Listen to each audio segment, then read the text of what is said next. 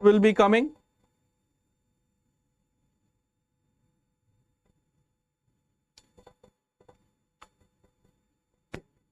One second, guys. One sec.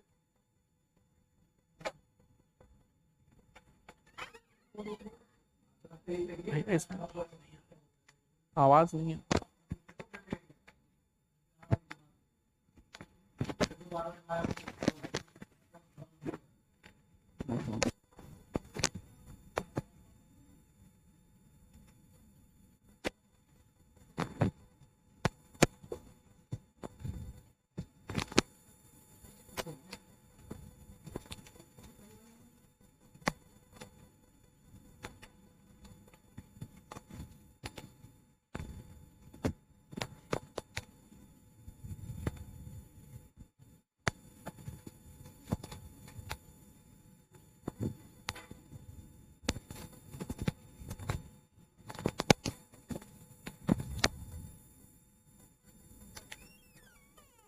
So guys, I think that now the voice is coming properly and everything is fine. So now let's begin the session of today itself. First of all, we are going to discuss the tentative notification of SSC CPO examination. So first of all, the notification, officially the notification will be released on 10th of the August. So officially notification will be released on 10th of the August, official. And that is as per the SSC revised notification. As per SSC revised notification, officially the notification will come on 10th of the August. Now guys, online application form begin at what day? Hopefully on the same day or a day after tomorrow, the application will be online application will begin. The last date to apply for SSC CPO exam as per the notification, as per the tentative calendar is 30th of the August 2022. So on 30th of the August 2022, that will be the last date to apply. And the examination date, the most important date is to notification and examination. Examination date will be on November 2022. So this year they are going to conduct the exam itself. So officially the examination will be conducted in November 2022 and the result will come as per the notification. So these are in fact three important points to be noted. First of all, when the notification will release, what will be the last day, and the most important is the examination date. Examination date is proposed on November 2022 as per the latest calendar. Latest, it is better to write the latest exam calendar. As per the latest revised exam calendar. Now guys, let's move to the next thing. So this was the three important dates. Now let's move to the next thing. What next is for us? First of all, in this session, what we are going to cover? First of all, we are going to cover the exam information, the exam pattern, the syllabus, selection criteria, and the selection process in brief. Everything we will cover. Once the official notification will come, then we will take another session. This is the session to give you an insight about the examination. What is the process of exam? So let's start with the vacancies. Let's start with the vacancies, and these are the tentative vacancies. These are tentative vacancies. If I say about the Delhi Police, first of all, through this CPO exam, the selection is done in paramilitary forces,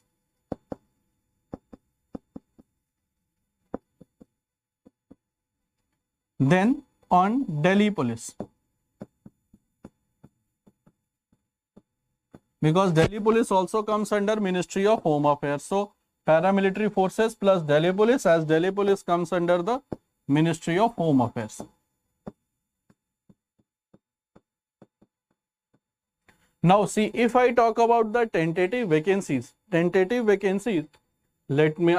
is the total. We have the total number of vacancy that was last year, that was in Delhi Police, that was total 91. And sub-inspector for the females, that was around 78.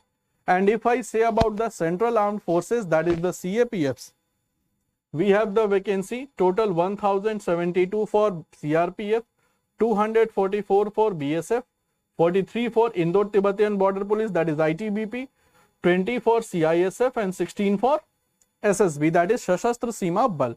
The overall vacancies was 1395. So overall vacancy was 1395. So the vacancies is good in number. What we have to do, just we have to do the smart preparation to get into the forces. Now guys, we are going to discuss the next important thing, that is the selection process. How many tier the examination will be conducted, what will be the selection process, that is the most important thing. First of all guys, the whole selection process is divided into 5 steps or 5 stages. First is paper 1, paper 2, then physical examination test and physical endurance test, followed by medical exam and followed by merit list. If I talk about paper 1 and paper 2, that they will be on CBE mode. CBE means computer based examination. That will be on CBE mode. That is computer based exam. Computer based examination mode. Then physical endurance test and physical examination, that will be done on the respective places. Then you have the medical examination and finally the merit list. So these are the 5 stages through which any aspirant that for CPO has to cross. Now guys, let's move to the paper 1 and paper 2 ki what are in the paper 1 and paper 2. So let's discuss the syllabus and exam pattern, because without knowing the syllabus, how could you can prepare for examination? So we will discuss syllabus, ki what comes in tier 1 or paper 1, what comes under paper 2. See, first of all, what comes under paper 1? Total guys, 4 sections will be there. First is English, general knowledge, maths and reasoning. Total number of time. So the total time will be 2 hours. So this is a complete time. Complete time will be 2 hours. There will be no sectional timing. No sectional timing. There will be no sectional timing.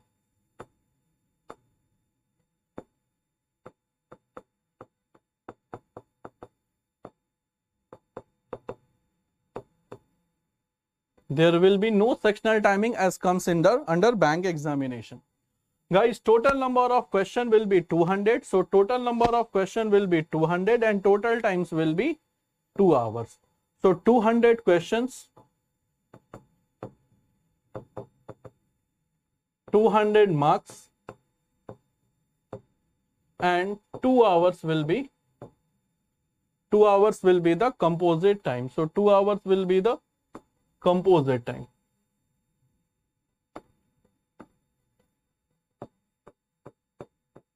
Two hours will be the composite time. That means ki there is no sectional time ki within 15 minutes you have to solve maths, within 15 minutes you have to solve GK. This will not be done. That comes under banking examination. Here where you have complete 2 hours time to solve 200 questions. That means ki for 200 question you have 120 minutes. Now guys, this is the 2 hours time, 200 marks, 50 marks for each subject. So 50, 50, 50, 50. So 50 marks for each subject. So that is the paper of examination pattern of paper 1. This will be under CBE mode, that is computer based examination mode. Now let's move to the next thing. So I hope guys it is clear to everyone ki what will be the tier, what will be the nature of tier 1. It will be a computer based test having 4 sections, 50 question each. Now the next important thing that comes ki whether negative marking is applied or not. So have you ever heard the notification of CPO? It does negative marking is there or not? So good evening Rachna. So guys, can you tell me ki whether we have negative marking in CPO or not? Whether we have negative marking in CPO or not guys? Any response from your side? negative marking in CPO, because we are doing the notification before the official notification, so that you should have a glimpse of the tentative notification and you can start your preparation as early as possible. So yes, we have the negative marking. So negative marking is there. And what is the negative marking? Negative marking is 0.25. So negative marking is 0.25. And if you will attempt for CGL and CHSL, that will become 0.50. So here is 0.25, that is the negative marking. So yes, we have negative marking. And what is the negative marking? That is 0.25. 0.25 will be the negative marking. So that is the negative marking for CPO examination, 0.25. Now guys, let's move to the next thing to discuss. 0.25 will be the negative marking, that is 1/4. 0.25 or 1/4, that you can write in fractions. Now come to examination paper 2. Once you qualify for tier 1 minimum, if you clear the minimum cutoff according to your category. So if you will clear the minimum cutoff according to your category, then you will be called for paper 2.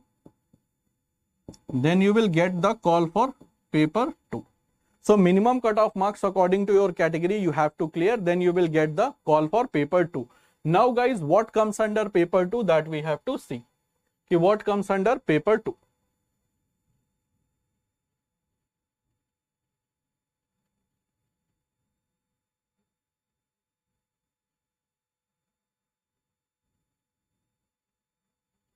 See, what comes under paper 2?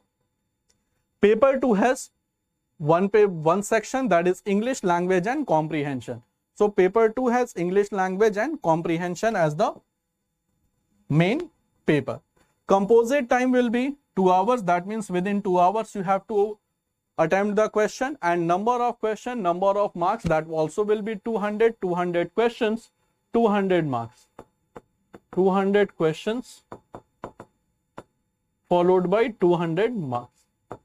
Now guys, anyone knows ki what is the negative marking in paper 2? Does anyone know ki what is the negative marking in paper 2? 200 question, 200 marks, only a subject English language and comprehension, nothing more than this. Not like you have to attempt quant also, English language and comprehension, 200 question, 200 marks. And the negative marking is also applicable.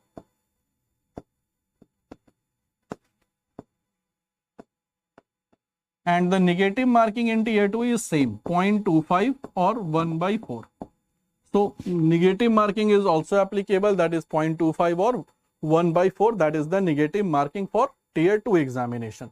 So here also the negative marking is there, and in the first paper itself is the negative marking. Now see, these are the 2 papers that you have to attempt for the SSC CPO examination, whose notification is about to come within few days. Now guys, let's move to the next thing and let's discuss the bonus marks. Bonus marks is given in SSC examination. Maximum of you might not be knowing about this. Bonus marks for whom? Whether you are a son of a serving officer or a serving personnel of CAPF? No.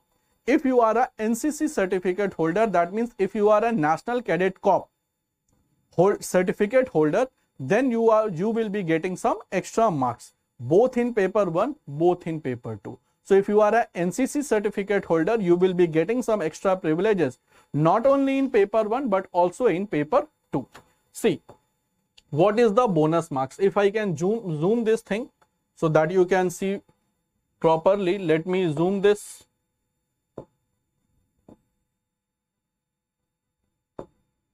Because maximum of you might not be knowing about this.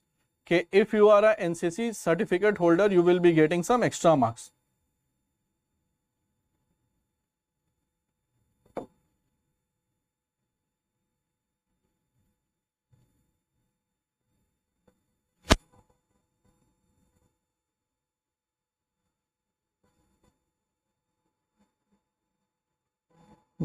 One second, guys.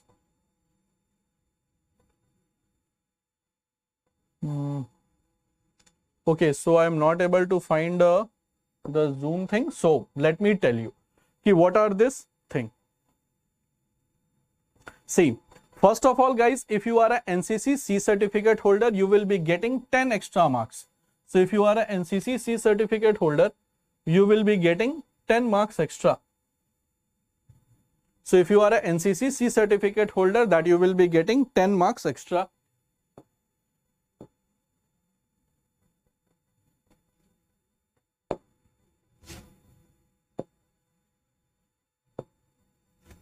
So you will be getting 10 marks extra. That is the 5% of the maximum marks. Maximum marks is 200. 5% of 200, that will become 10 marks. So if you are a NCC C certificate holder, you will be getting extra 10 marks in tier 1 as well as in tier 2. Paper 1 and paper 2. If you are a NCC B certificate holder, C certificate you get at the college level. So if you are a college student, then you can get C certificate of NCC. If you are a 10+2 student or college level student, higher secondary, then you will be getting B certificate, and if you are a school student, then A certificate is given. So if you have B certificate, then you will be getting 6 marks extra. That is 3% of the maximum marks. That means if you are a B certificate holder, 6 marks will be given to you both in tier 1 and paper 1 and paper 2. And if you are a certificate holder, then you will be getting 2% of the maximum marks. That means you will be getting extra 4%. So if you are a NCC cadet and you are certified NCC cadet, you will be getting extra marks in CPO examination. So that is a bonus for those who have did their NCC in school 10+2 or college level. So I hope, guys, it is clear to everyone ki how to get extra marks in examination. Although some of you might be NCC cadet in their past, and they will, if they are certified, so they will be getting extra marks as well. Now, guys, let's move to the syllabus of the examination. So syllabus of the examination is very much important to know ki what comes under examination. Here we are going to discuss the syllabus of paper 1. First of all, in paper 1, you will be getting the question from Indian history. Indian history, you will be getting the question. There will be no questions from world history. So you are exempted from world history. Only Indian history question will be asked from you. Next, you have the geography. In geography, you will be asked Indian geography. Then you will be asked world geography. Then if I talk about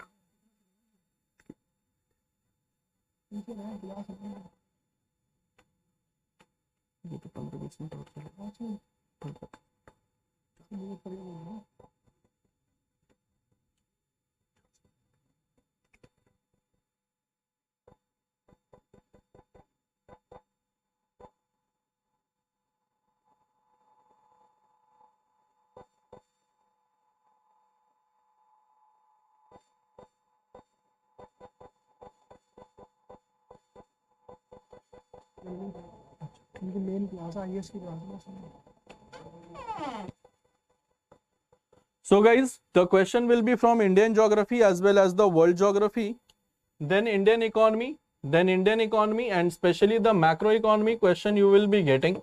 Then Indian polity, the question will come from the constitution. And then you have the general science, followed by current affairs. Current affairs, that also comprises of old affairs, so better to revise the current affairs of 1.5 years, because what we have seen ki the question that is coming from the past as well.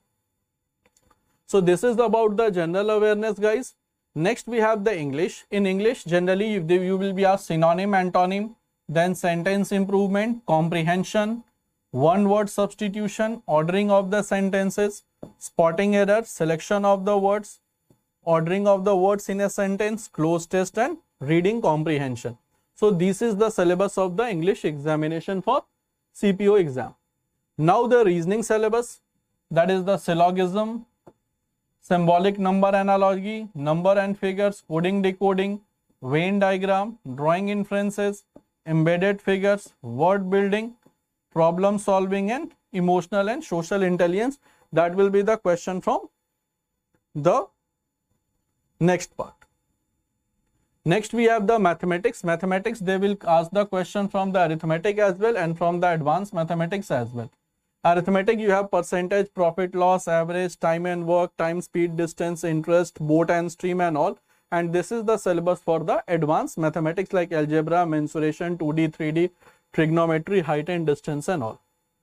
Now in the English language, paper 2, you have error recognition, fill in the blanks, vocab, spellings, grammar, sentence structure, synonym, antonym, sentence completion, phrases and idiomatic, use of word and comprehension. So if you will qualify tier 1, then this is the syllabus for tier 2 as well. Now the eligibility criteria is any Indian citizen, Nepal or citizen of Bhutan, and qualification is bachelor degree from a recognized university. If you are appearing student, then you cannot fill the form. Reason is this, कि they ask complete degree. So appearing students, that means those students who have not completed their graduation, they are ineligible to attempt. Fee is 100 rupees. And for women candidates and candidates belonging to SC, ST, ESM, that is the ex-servicemen category, they are exempted from paying any fee. Now age limit is 20 to 25 years. That is an important thing. Age limit is 20 to 25 years. Permissible age limit is given to OBC for 3 years, SC, ST for 5 years and ex-servicemen 3 years extra. So that is the permissible age limit. So guys, this was all about the important information. Let's wrap up the session. Here it is, and don't forget to join us tomorrow sharp at 10 AM and 1 PM for the marathon of English and CGL tier, English and Quant for CGL tier 2. So that's all from my side. Thank you for watching the session, and let's meet in our batches. So till then, bye bye everyone. Do take very good care of yourself.